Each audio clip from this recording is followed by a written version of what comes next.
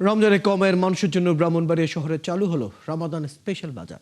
বুধবার শহরের পৌর মুক্ত মঞ্চের সামনে জেলা ছাত্র অধিকার পরিষদ ও ছাত্রদলের যৌথ উদ্যোগে এই কার্যক্রম উদ্বোধন হয়। এই বাজার থেকে কম দামে নিত্য প্রয়োজনীয় বিভিন্ন পণ্য কিনতে পারবেন ক্রেতারা।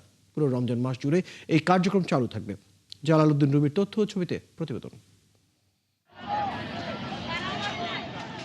রমজানে দ্রব্যমূল্যের ঊর্ধ্বগতির চাপ কমাতে ব্রাহ্মণবাড়িয়া চালু হলো রমাদান স্পেশাল বাজার।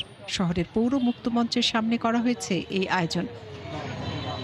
বিশেষ এই বাজার থেকে কম দামে মসুর ডাল, চিনি, সয়াবিন ও সরিষার তেল, পেঁয়াজ, ছোলা, খেজুর এবং শরবতের বিভিন্ন উপকরণ সহ একাধিক পণ্য কিনতে পারবেন ক্রেতারা। তেলের দাম আমরা দেখতে পাচ্ছি প্রায় কেজিতে 100 টাকা ডিফারেন্স হচ্ছে। তেলের দাম, পেঁয়াজের দাম, কিন্তু প্রত্যেক পেঁয়াজ 70 টাকা করে আজকে বাজারে যাচ্ছে, তারা 55 টাকা করে বিক্রি করছে। রোজায় পাগল হয়ে থাকে সব ব্যবসায়িকরা। আমরা এই জন্য ন্যায্য মূল্যে জিনিস নিতে আসছি।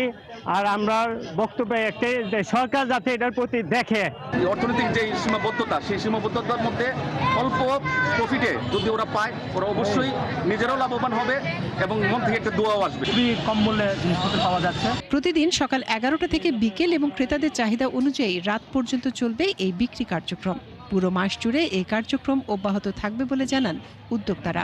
আমাদের কার্যক্রম সকাল 11টা থেকে বিকাল পর্যন্ত চলবে এবং ক্রেতাদের চাহিদা অনুযায়ী রাত পর্যন্ত চলতে পারে পুরো রমজান মাস জুড়ে। আমাদের নিম্ন আয়ের মানুষ এবং মধ্যবিত্ত মানুষ অনেক বেশি, যার জন্য সবাই চায় যেন 1000 টাকা বা 2000 টাকা বাজার করলে যদি 100 টাকা 200 টাকা ডিসকাউন্ট পাই, এটা অনেক কিছু। এমন উদ্যোগকে স্বাগত জানিয়েছেন জেলা বিএনপি নেতারা। প্রয়োজনে এমন মানবিক উদ্যোগের পাশে থাকার কথাও জানান তারা। মার্কেট প্রাইস থেকে মিনিমাম 30 টাকা 35 টাকা প্রতিটা পণ্যে ছাড় আছে। এটা কিন্তু একটা ফ্যামিলির জন্য অত্যন্ত লাভজনক আমি মনে করি।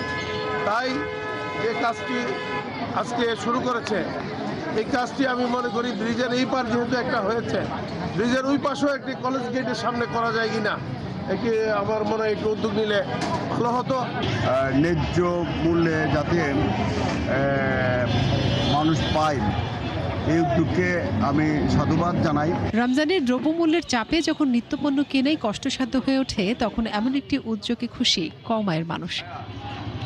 মনিরা কাজরি, ৭১।